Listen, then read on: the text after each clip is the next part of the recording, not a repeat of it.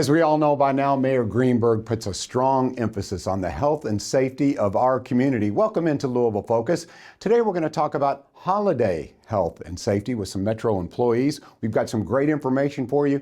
Thank you once again for joining us on Louisville Focus.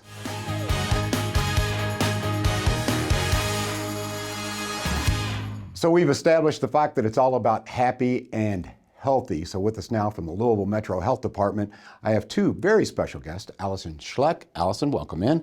And Ron Friesen. Welcome in, Ron. Thank you. Okay. Obviously, we have a little bit of a holiday spread here with this guy maybe being the star. So can we open up and talk a little bit about, I think you told me, Ron, there's a Cornish hen, is that correct? That's correct. Yeah, it's a Cornish hen or it's a very, very small turkey, whatever you prefer to say. So we want to be careful about preparing this. We want to make sure that it's thawed properly. So this is not going to take too long to thaw. But how many, like 1 hour for how many pounds, Allison, for thawing? So if you do have a turkey, how long would you? Actually, I think it's a 1 day per 5 to 6 pounds. So that one is obviously a whole lot smaller than that. So that one wouldn't take very long. Overnight would probably be good for a complete thaw of that one, since it's little. With the size of that, probably 20 minutes. No, I'm kidding. I'm joking. We do want to be safe. I want to be accurate here. Right. So the importance of this, Allison, meat is a special, I would think, a special emphasis on temperature, as you mentioned, thawing, cross-contamination. Let's talk about all of that. Right, right. Well, raw meat, especially poultry, can carry bacteria, which can be dangerous if consumed, can cause foodborne illness. So we want to ensure that poultry is cooked to an internal temperature of 165 degrees. All right, so it's important to have a thermometer, okay? So this is what we use at the health department. It's very quick, but it's a little more expensive. We also have some, you can find at your local grocery store, just a simple probe thermometer like this. So we really suggest that you invest in something like that to make sure that your meat is cooked properly.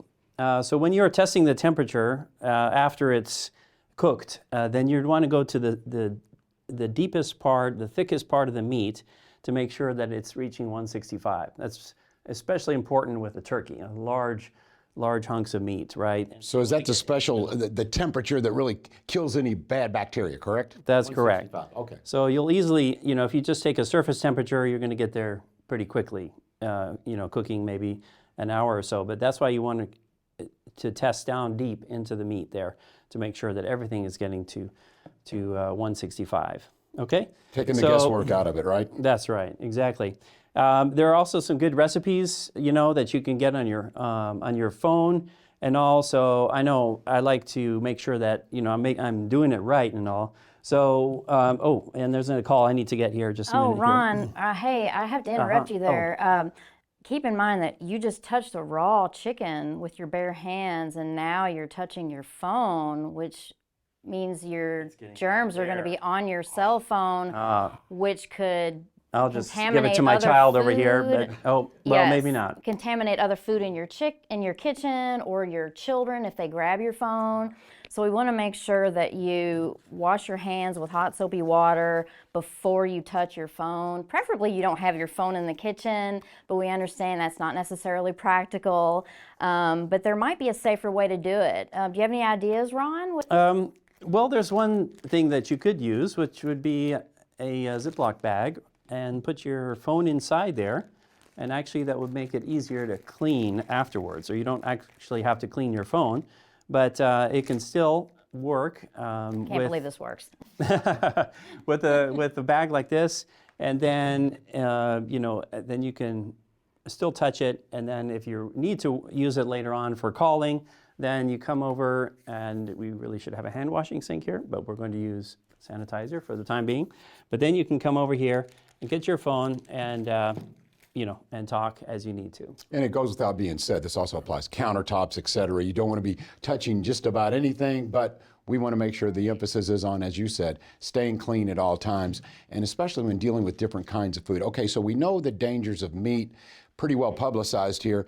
but I'm looking around and dairy and eggs are tricky as well, right, Allison? Correct, correct. And that can bring us to our next point here, this pie here, which many think, oh, we can just leave that out, you know, it's fine. That is a cream-based pie, so we want to, which means it is perishable, not shelf-stable. So we don't want to leave that out for more than 2 hours at room temperature. Anybody hungry here? At our camera people there? Excellent. So there's a lot of whipped cream here, so you don't want to leave this out past 2 hours. So really, 2-hour mark is a safe time to observe for any kind of cooked meats that are hot. Put them away after you've eaten. Don't leave them out all afternoon. What about this guy here? This is some cookie dough that I've mixed up. We're gonna mix these up and put them in the oven. Love cookie dough. Look at these cookies here. We got our first batch, and we're working on our second one here. So Get ready. sorry, I'm just gonna grab a little bit here. So Really, I've got to stop you there, Ron. So it's really not a good idea to eat raw cookie dough because it has raw eggs in it, which could make you sick for the same reason. that's what my mom told me when I was a kid. So She was are those are raw eggs? I've heard that there are pasteurized eggs. There are. Are those okay? Yes, those are okay. And you actually can buy pre-packaged cookie dough that has been pasteurized and is safe to eat. This is not. If it's homemade or if it does not say on the label that it's safe to eat, then it is not safe to eat it raw.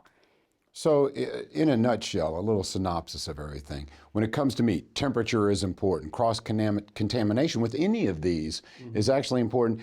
Cleanliness is of the essence. It's critical. Any other quick tidbits before you guys leave us here? Because I know you've got big work to do at Metro Health Department. So what have you got Well, for us? hand washing. We want to emphasize hand washing before and after. Very important.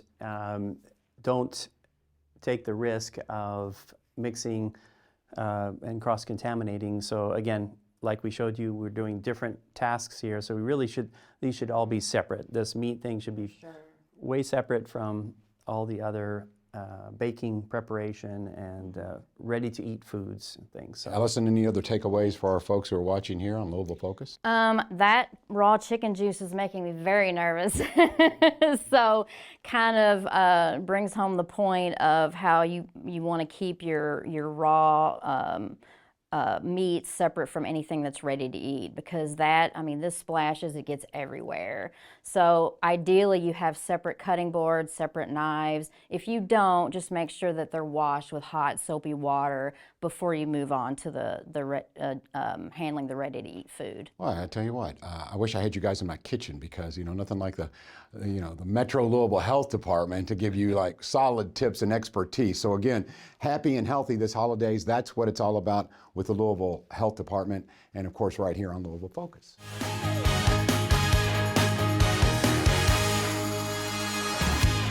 With the joy of the holiday season comes the cold weather. This is not necessarily a bad thing because I don't know about you, but I envision sitting around a warm fire, the Christmas tree, all of the decorations. It's a beautiful thing if you take the necessary precautions. With us now from the Louisville Fire Department is Captain Donovan Sims. Captain, welcome in. Thanks for spending time with us. For having me today. I'm glad I could be here. Okay, so we're all psyched up and ready for the holiday season, and we hope everyone has a healthy, happy season. Yeah, always. Yes, with that being said, precautions are important. Be proactive. So first of all, I just talked about the fireplace and the tree. Yep. Okay, pretty obvious there. Does that happen? Does one ignite does this happen? With the right setup, any of that can happen, right? No, we don't see as many of those tree fires as we caution against, but you still want to caution against those because if we are to have those tree fires, like those are going to be serious matters, right? Once they're probably going to happen while you're sleeping or while you're out of the house, and there's going to be a lot of damage done. So if you are going to use those real trees, right? As we know, you want to have fresh trees. You want to make sure you're cutting that stump about 2 inches. You're watering it daily, and you're keeping it away from any heating sources. Like you don't want it next to your fireplace or where you keep a nice portable heater, or you want to make sure you're keeping it in that 3-foot radius of a safe place, so where you're not going to have those ignitions from that tree. Yeah, and Captain, obviously, you know, if you've got presents, Yeah. anything that's Anything, flammable. candles, presents, clothes. You know, yeah, as you know, your home it has a lot of items in it. You want to make sure you're keeping those spaces just kind of free around those objects. Yeah, and it's not all about the fireplace, folks. We also have, of course, holiday cooking. It seems that all of the joy and celebration centers around the kitchen. Be careful. So what kind of precautions would you recommend, Captain? Well, as we know, cooking is the #1 cause of home fires. So as you're cooking, you know, your environment changes. You're hosting, you have plenty of people over, you have a lot of family members, a lot of kids ripping and running. You want to be attentive to your items in your kitchen. So if you're going to be having a lot of items on your stove, in your oven, you don't want to leave those unoccupied and as you're out hosting. Make sure you're keeping attentive, keeping alert of what's going on in your kitchen at all times. Yeah, that makes a lot of sense because when I think about it, unlike other times of the year where you're really focused on your cooking and what you're preparing, this time of year you've got a full house. Like you said, you've got excited kids. So make sure that you stay focused on the hot stuff, meaning the burners, etc. And on the opposite side of that, like know who's in your kitchen, right?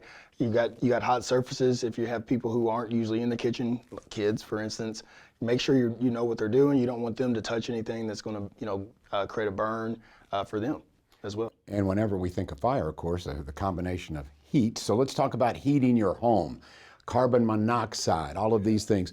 So this is a real threat. I think sometimes people think, well, you know, my home is fine. I'm nice and comfortable. I'm good.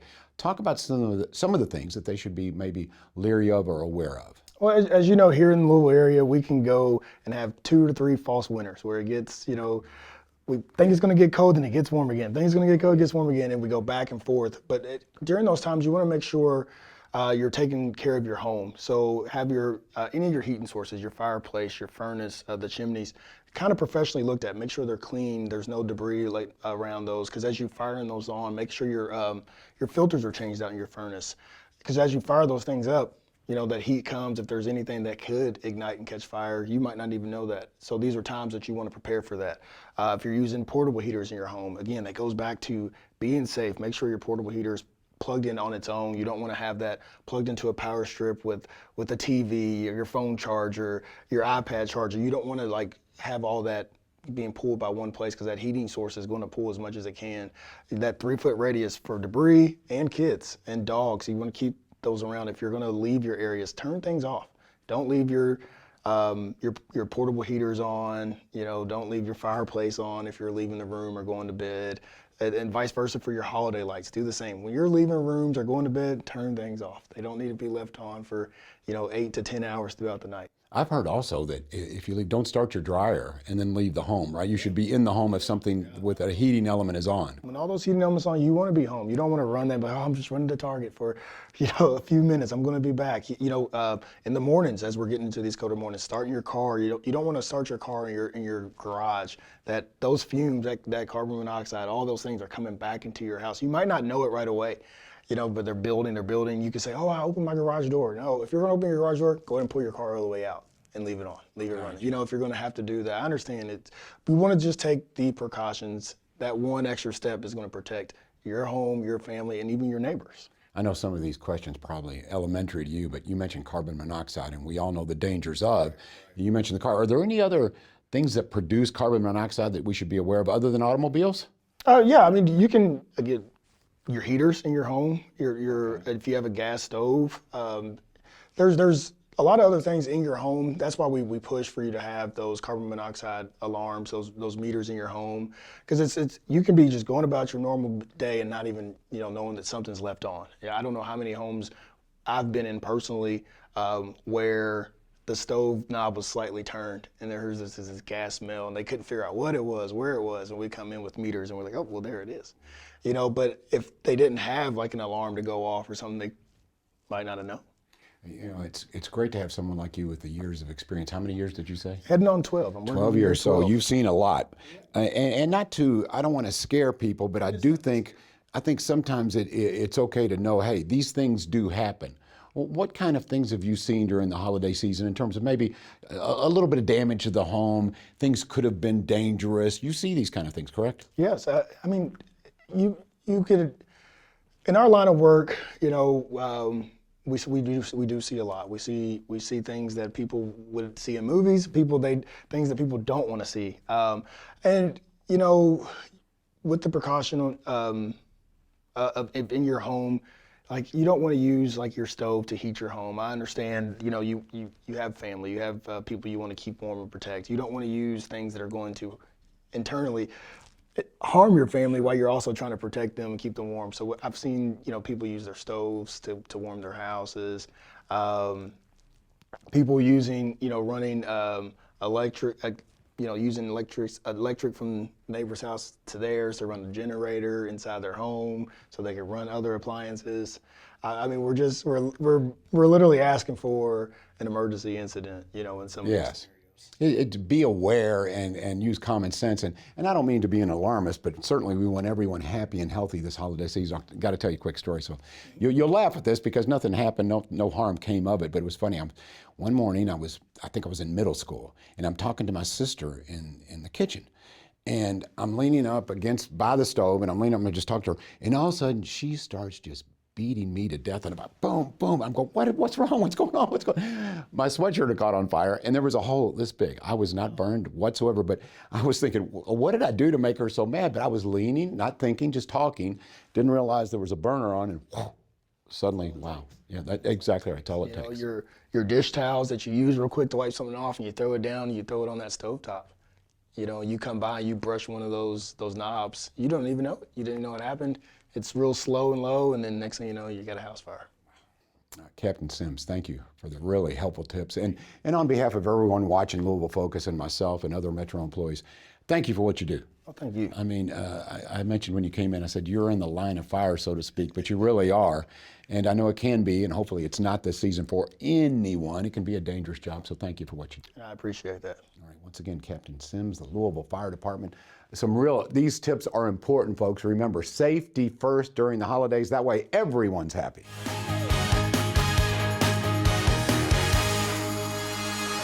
This time of year is magical, and so many stories, so many novels have centered around the holiday season. We're going to talk a little bit about that and maybe some great gift ideas as well. With me now is Jenny Lewis. She is the branch manager of the Middletown Library. Jenny, welcome in. Hi, thanks for having me. All right, this is the time when I would think a library, anyone who's into books and novels, this is when you make hay. This is a good time of year. Absolutely. It's a really exciting time. A lot of booksellers, a lot of publishers put out their best stuff this time of year just in time for gifting. Okay, so I'm out of touch a little bit. So first of all, let's talk a little bit maybe about some news stories. Not so much White Christmas or Rudolph the Red-Nosed Reindeer or whatever. Let's talk about some new holiday stories that may appeal to some of the folks watching. Absolutely. So I know when I was a kid, you know, publishers would put out holiday stories around your favorite series. So I think millennials will remember like the Babysitter's Club special editions, holiday editions. And what publishers have done now is they've kind of done the same thing for mysteries and for romance, and two genres in particular. And they're really fun. This one is by Nita Prose. It's called The Mistletoe Mystery. And she's a really popular author. She writes a series called The Maid, and it's about a woman who's a maid in Midtown Manhattan and who solves crimes. This one's a really short little book. It's a little novella. It's just kind of a little continuation in that series. It's a really fun little Christmassy read, great to like read on a plane or something like that. In terms of romance, this one's really sweet. This is by B.K. Borison. It's called Love Light Farms, and it is a Hallmark movie and a book. It's just about someone who's trying to save her family's Christmas tree farm. So it's very sweet, it's very feel-good and wholesome. If you have any like young romance lovers on your list, this is a great one. You know, and there's nothing like books to put you in the holiday spirit. Perhaps if you're a little absent or feeling a little like, I'm not feeling it, I would think this would do the trick. Absolutely. Yeah. This one's very, very much does that. And then this one's really fun. This one's brand new. It's called The Most Wonderful Crime of the Year by Allie Carter. She got her start writing young adult novels. She's moved over into adult stuff. This one is sort of like a mystery and a romance combined. So it's about two competing mystery authors, they're rivals, and they are summoned to the country manor house of a very well-known author, sort of an Agatha Christie type, and she disappears, and they have to solve her disappearance. It's very funny. It's very much playing on the riffs of sort of the classic English, country house mystery, but it's funny, it's witty, it's smart.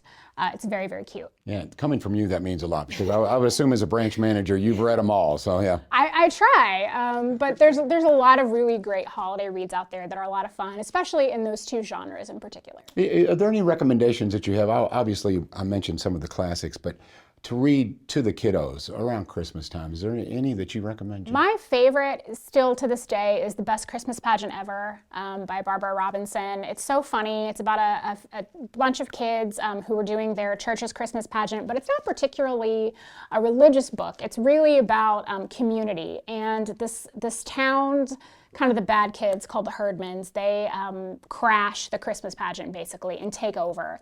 It's very funny, but it's also a really sweet message about supporting people when they need it and the real Christmas spirit of joy and giving and being kind to one another. So for those who are watching now, and maybe they have an avid reader on their Christmas list, or someone who should be an avid reader, let's talk about some gifts here. Absolutely. And not necessarily around the holidays, but just interesting reading. Yeah.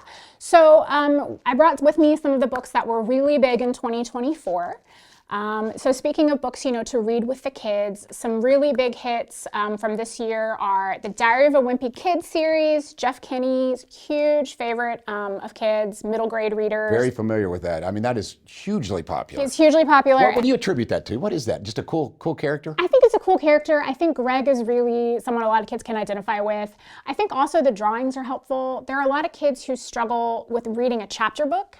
That's a big jump to go from books with pictures to books with no pictures. And Diary of a Wimpy Kid and books like Dog Man and graphic novels kind of help make that transition easier for kids. Okay, so other recommendations for readers? Yeah, so we've got Diary of a Wimpy Kid, and then the new Dog Man, Big Jim Begins by Dav Pilkey, really popular series. It's about a dog who's also a man.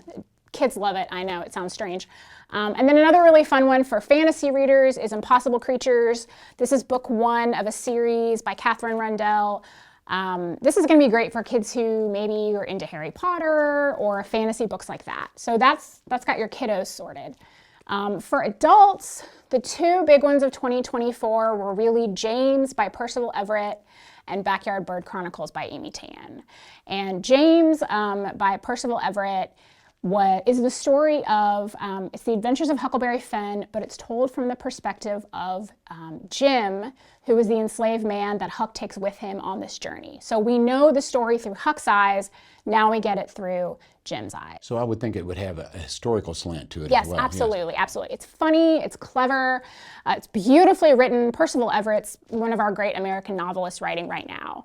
And it's a really, really great book for anyone in your family who's into literary fiction. That's a great read. All right, now I couldn't help but eyeball this one when you were setting up. Anything Yes. about food this time of year? Absolutely. Yes.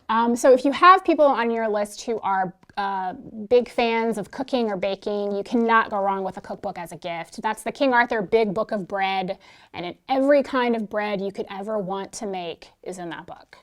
Croissants and bagels and sourdough, it's all in there.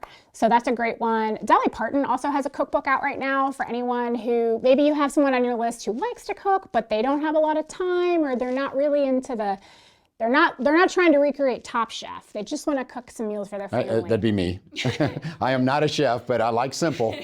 Well, Dolly's book with her sister, I think it's called What's Cooking. It's really cute. The recipes are really accessible. That'd be a fun gift for somebody. So all these recommendations, this is fabulous, and what a great time to read.